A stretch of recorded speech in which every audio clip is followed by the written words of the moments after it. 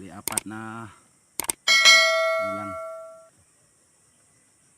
apat walang kahaba mga kakugi, no?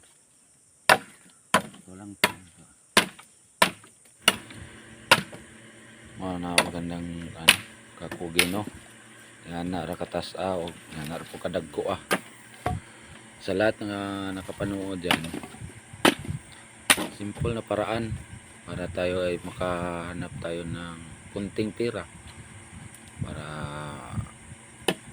sa ating pangailangan ng ating mga para mayroon tayong pambili. Ito lang ang paraan para tayo ay makahanap ng kunting pagkitaan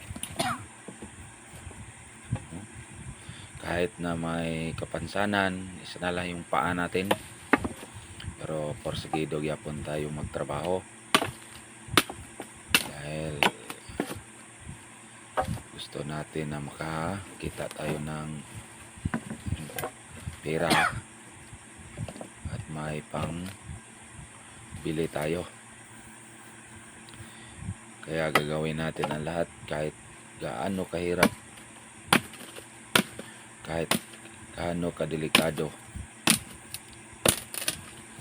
Ito na ang buhay ko na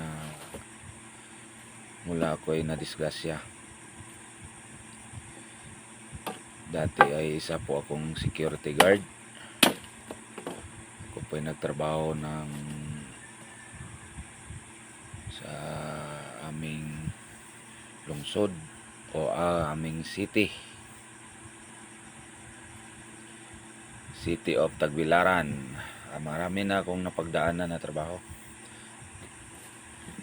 Palipat-lipat na lang ako ng trabaho. Kaya yun, natsambahan tuloy ako. Kaya ito ang nangyari sa akin. Dito na lang ako magtrabaho sa bundok, sa bukid, sa aming bayan, sa aming baryo. ninyo, marami kayong matutunan dito. Dahil ito na lang ang paraan natin. Wala na tayong magawa dahil nangyari na ang nangyari. Hindi naman natin kagustuhan, pero sadyang mailap ang ating kapalaran. Kaya kusa nating tanggapin kung ano mang nangyari sa atin. Dahil hindi natin kagustuhan, kaya go lang na lang tayo. Go and go na lang hanggang sa dulo ng ating buhay.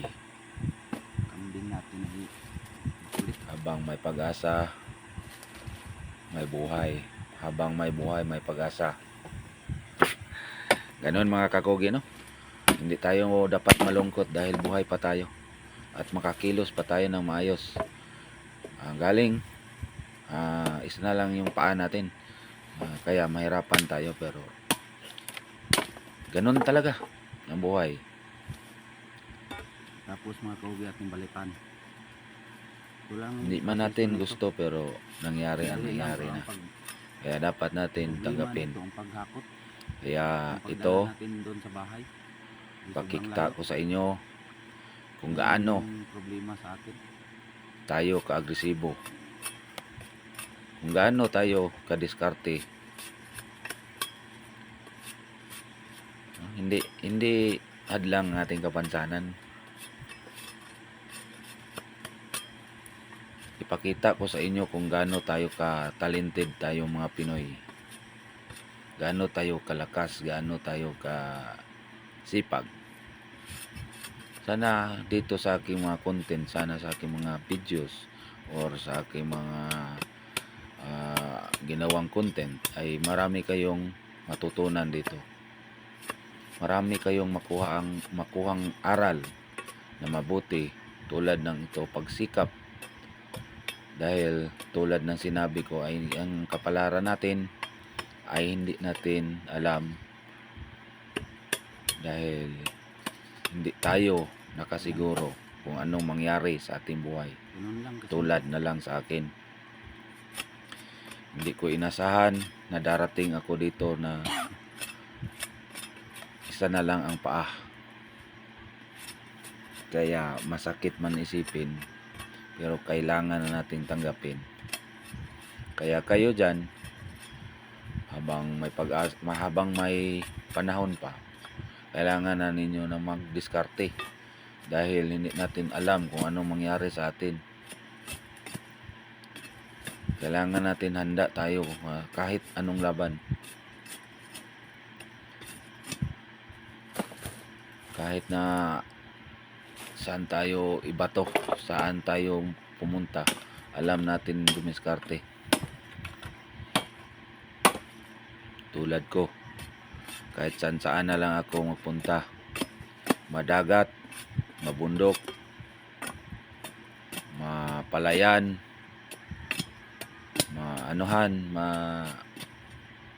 yung tinatawag na magsasaka, lahat, driver, security guard, bagger, sales clerk, Ano bang hanap ninyo na video? Stock clerk. Original? Ito na. sa kumpanya, Walang copyright to. siguro ganyan talagang buhay. Marami na akong pinagdaanan. Sana Magic. kayo dyan, Talagang totoo tong mga kung saan man kayo pumunta, kung sa ano mang mangyari sa atin, handa lagi tayo. Kaya ako, tanggap ko na. Dahil hindi na natin kagustuhan, ang Diyos na yung bahala. Siya yung nakakaalam kung ano ang purpose niya, bakit nangyari ito sa atin. Siguro sa ating mga kasalanan. Dito na lang mga kakugi. Pero hindi ako naniwala niyan. Dahil maraming mga labag sa batas diyan, pero hindi man ganoon sa akin. Talagang aksidente lang talaga. Hindi ako naniwala diyan. Kaya ito pagpatuloy na lang natin kung ano man ang nangyari sa atin. Ang importante natin ay buhay tayo.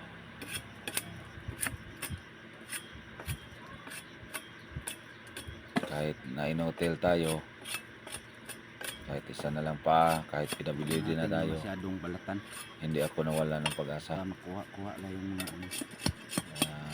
Pangarap ko ay maging maginhawa ang ating buhay. Hindi na natin pangarapin yung mayaman tayo, na wala lang tayong problema.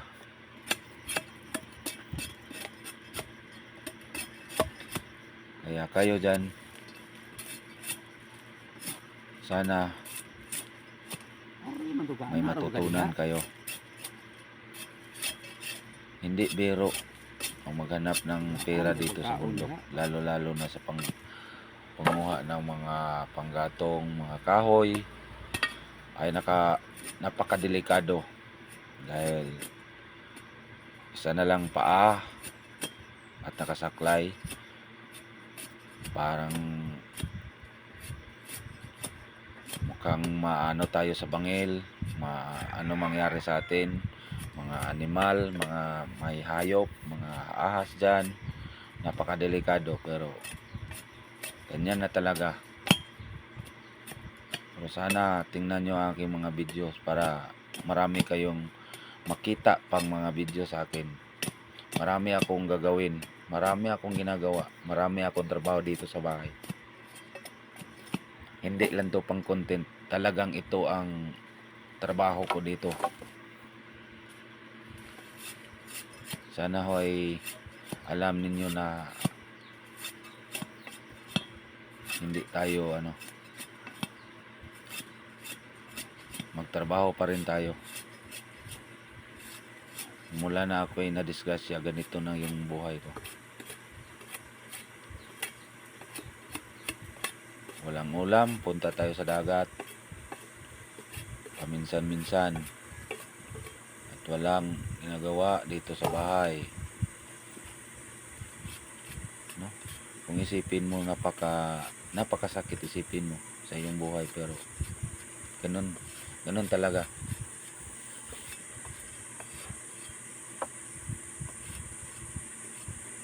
Masaya pa rin ako kahit nandito na lang ako sa bahay. Kahit wala akong mga nakikilala mula na ako na disgrasya. Talagang ganyan.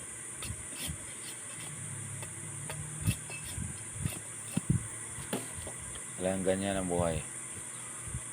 Halos wala ka nang makilala na kaibigan mo.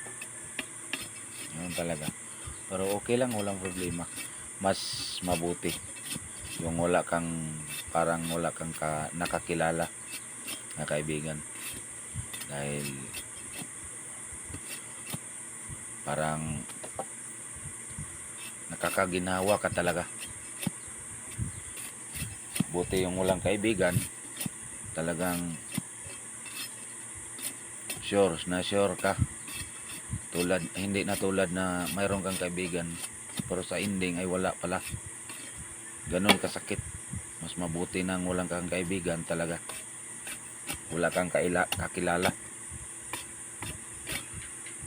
Hanggang dito na lang mga kakugi, no? Maraming salamat po sa inyong panonood. Thank you and God bless to all. Maraming salamat ulit.